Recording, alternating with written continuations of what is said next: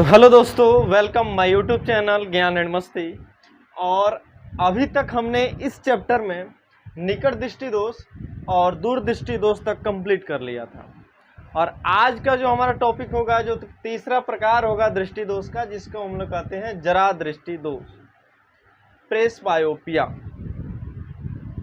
जरा दृष्टि दोष क्या होता है, इसको बताने से पहले थोड़ा सा हम फिर ये पीछे वाले टॉपिक पे बात कर लेते हैं। अगर आप ये दोनों टॉपिक नहीं देखे हैं तो जरूर मेरे पीछे लेक्चर को जाके देखिए, क्योंकि ये जो तीसरा टॉपिक है ये इन दोनों से मिलकर ही बना हुआ है। निकट दृष्टि दोष, इसके नाम से हमको ये पता चल रहा होगा कि इस निकट दृष्टि दोष वाले व्यक्ति को निकट की वस्तुएं नहीं दिखती होगी, लेकिन ऐसा नहीं है। निकट दृष्टि दोष का मतलब ये होता है कि जिस व्यक्ति को निकट की वस्तु दिखें लेकिन दूर की वस्तुएं ना दिखें, उसको कहते हैं हम लोग निकट दृष्टि दोष। कहते हैं कि उस व्यक्ति की आंख में निकट दृष्टि दोष हो गया, इसलिए क्या कर रहा है वो, उस व्यक्ति को नज़दीक की वस्तुएं दिख रही हैं लेकिन दूर की वस्तुएं नहीं दिख रही हैं। दूसरा था जो हमारा दूर दृष्टि दोष।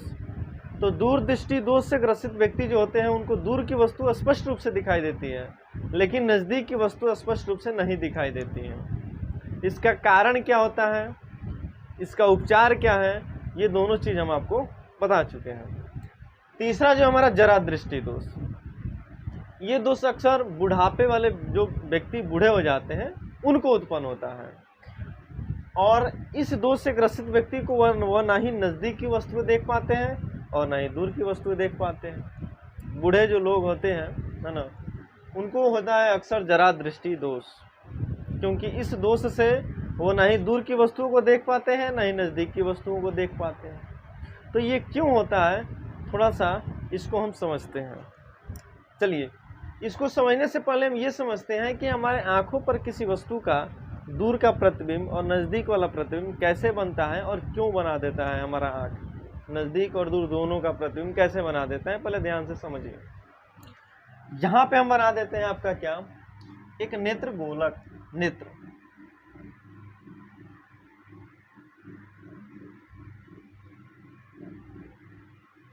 अगर हम इसको ऐसे कर दें, नेत्र को थोड़ा सा यहाँ पे मोड़ दें और यहाँ पे लगा देते हैं हम लेंस। ये हो गया हमारा लेंस, जो हमारे आंखों में उत्तल लेंस होता है, जिसको हम लोग नेत्र लेंस भी कहते हैं, ये लेंस है। इस लेंस को क्या करता है, यहाँ पे होती हैं सिलियरी पेशियाँ, इसको लटका के रखती हैं। अगर ये ना रहे तो फिर लेंस को यहाँ पे रहना संभव नहीं है। लेंस को लटका के रखती हैं ये सिलियरी पेशियाँ। ये हमारा हो गया मानव नेत्र, जो कि छोटा सा, उसमें ज़्यादा चीज़ों को हम नहीं बताएं कि कौन क्या है, क्योंकि हमको इतना ही ज़रूरत था तो इतना ही का हम यूज किए हैं। और हम मान के चलते हैं कि हमारे नेत्र से अनंत पर एक पेड़ यहाँ पे है, अनंत पर। ये मान लेते हैं कि ये जो पेड़ है वो एकदम अनंत पर है, एकदम अनंत पर है। अब इस पेड़ को हमको देखना है, तो चूंकि हमको देखने के लिए आपको पता है कि यहाँ से प्रकाश किरण निकलेगी वस्तु से, और प्रकाश किरण निकलने के बाद हमारे नेत्र पे जाएगी, और नेत्र पे जाने के बाद रेटिना पे, जहाँ पे प्रकाश की किरणें एक दूसरे को क्रॉस करेगी, वैसे ही हम क्या करेंगे, इस वस्तु को देख सकते हैं, इस वस्तु को देख सकते हैं। तो जब ये वस्तु अनंत पर है और इसमें से मान लीजिए प्रकाश किरण अगर निकल के हमारे आंखों तक जा रही है, तो लगभग यहाँ से निकलने वाली प्रकाश किरणें वो समानांतर हो जाएगी हमारे आंखों तक जाते जाते। तो एक प्रकाश की किरण को हम मान लेते हैं यहाँ से होके जा रही है, जिसको हम लगभग अपने लेंस का प्रधान अक्ष का भी दर्जा दे देते हैं। इसको हम लोग बोल देते हैं कि ये प्रधान अक्ष भी है, और एक प्रकाश की किरण जो जा रही है वो प्रधान अक्ष पर ही से होके जा रही है, इसी से होके जा रही है। अब दूसरा जो हमारा प्रकाश का किरण है उसको हम भेजते हैं प्रधान अक्ष के समानांतर, क्योंकि लगभग ये समानांतर हो ही जाएगा जब अनंत पर वस्तु है। तो यहाँ पे देखिए ये दूसरा प्रकाश की किरण है ना, और नेत्र लेंस पे जैसे ही जाएगा वैसे ही ये अपवर्तन होके और ये चला जाएगा कहाँ पे, मुख्य फोकस पे, रेटिना पे, और ये दोनों प्रकाश की किरण एक दूसरे को यहाँ पे काट देंगे। कहाँ पे काट देगी? यहीं पे रेटिना होता है, ये सब रेटिना होता है, यहीं पे काटेगी, यहाँ पे हमारा बन जाएगा प्रतिबिंब। तो प्रतिबिंब तो बना। दूसरा चीज़ आपको ये भी ध्यान रखना है कि लेंस में अपवर्तन के बाद जहाँ पे प्रकाश की किरण एक दूसरे को काटती है उस बिंदु को हम लोग मुख्य फोकस भी कहते हैं। तो इस लेंस का हमारा मुख्य फोकस ये भी हो सकता है। ठीक है, चलिए ये हो गया हमारा ये मुख्य फोकस। और फिर हमारा प्रतिबिंब कैसे बना इसका चित्र। अब यही मान के चलते हैं कि यही वस्तु अनंत पे ना होके हमारे आंखों के पास आ जाए, नज़दीक आ जाए, तब फिर हम किस प्रकार से इस वस्तु को देखते हैं। देखिए नीचे इसके एक चित्र बना दे रहे हैं यहाँ पे, यहाँ पे नीचे इसको भी काट के ऐसे कर दे रहे हैं।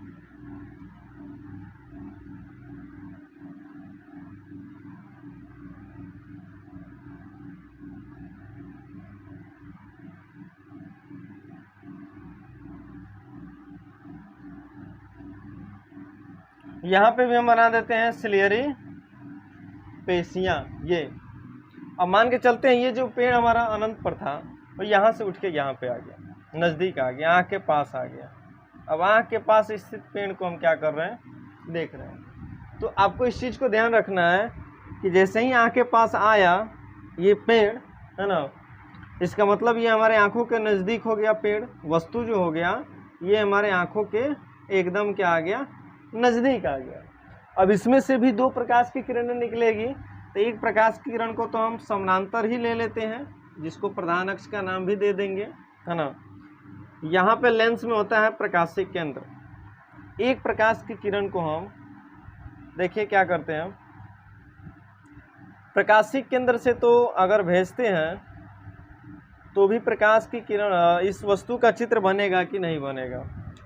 एक प्रकाश किरण ये हो गया प्रधान अक्ष के समानांतर, है ना जी। दूसरे प्रकाश की किरण को अगर हम प्रकाशिक केंद्र से भेजते हैं, ये एक काम करूं, इसको भी प्रधान अक्ष के समानांतर ही भेजो यहाँ पे। चलो प्रकाश को प्रधान अक्ष के समानांतर भेजते हैं। तो ये जाके ऐसे कटा, यहाँ पे है। मान लो हमारा रेटिना यहाँ पे है, रेटिना यहाँ पे है, रेटिना के इस बिंदु पे आया। प्रतिबिंब तो बनने वाला है नहीं, तो एक काम करते हैं, ये तो हमारा प्रधान अक्ष था, यहाँ से प्रकाश किरण को ना भेज के पहली प्रकाश किरण को हम क्या करें, प्रधान अक्ष के समानांतर भेज दिए, इधर से होके चला गया। और दूसरी प्रकाश की किरण को हम रेटिना से भेज देते हैं, रेटिना से।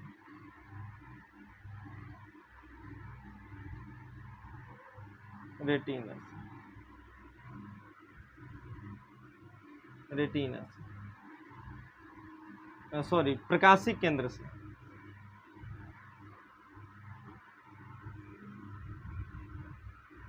चलो देखो ध्यान से, एक प्रकाश की किरण को हमने क्या किया, प्रकाशिक केंद्र से भेजा, है ना।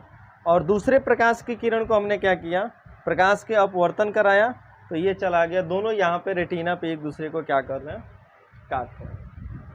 अब काटने का मतलब ये हुआ कि पहले तो यहाँ पे काट रहा था दोनों प्रकाश किरण, जब वस्तु कहाँ पे था, अनंत पर था। अब ये दोनों प्रकाश की किरण थोड़ा सा इसका पोजीशन नीचे आ गया, देखिए यहाँ पे आ गया, यहाँ पे काटने लगा। होता ये है कि ये पोजीशन चेंज क्यों हुआ, लेंस की क्षमता के कारण। जो वस्तु नज़दीक आती है और नज़दीक वस्तुओं को हमको देखना होता है, तो ये जो लेंस है ये थोड़ा सा फैल जाता है, मोटा हो जाता है, यानी अपनी क्षमता को बढ़ा देता है। देखिए यहाँ पे देखिए, इस लेंस को देखिए, ये पतला है, ये लेंस क्या है, मोटा है। तो लेंस अगर मोटा हो गया यानी उसकी क्षमता बढ़ गई। यहाँ पे लेंस पतला है यानी इसकी क्षमता कम हो गई।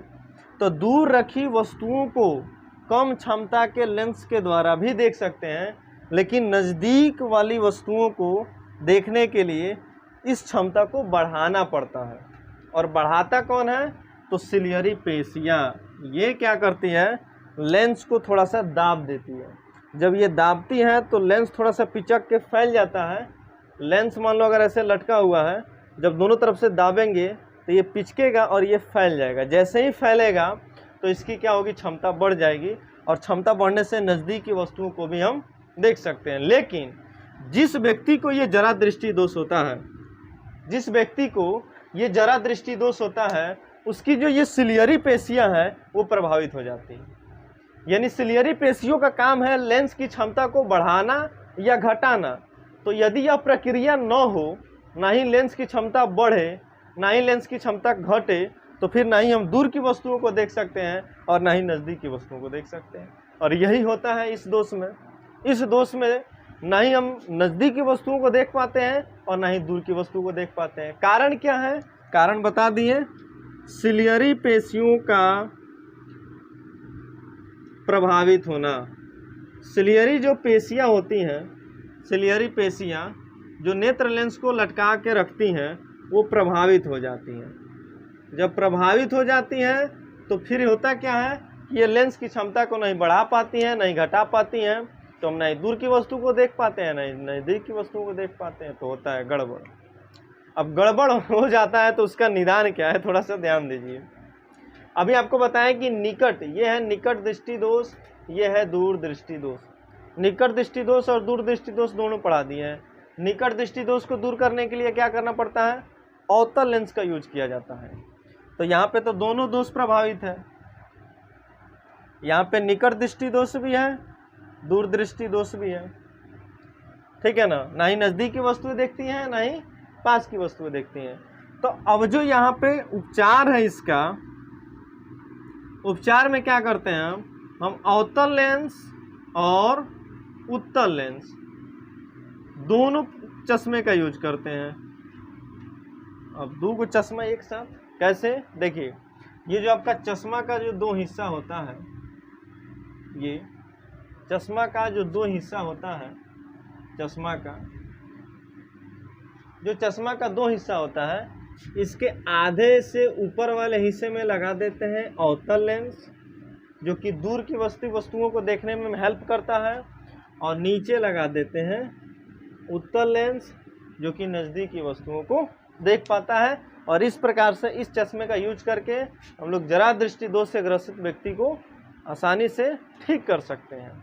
बस ये था हमारा आज का लेक्चर। नेक्स्ट लेक्चर में ये लास्ट जो है अबिंदुकता, इसको लेके आएंगे और इसको समझेंगे हम लोग। अबिंदुकता क्या होता है, इसको हम लोग मोतिया बिंद भी कहते हैं।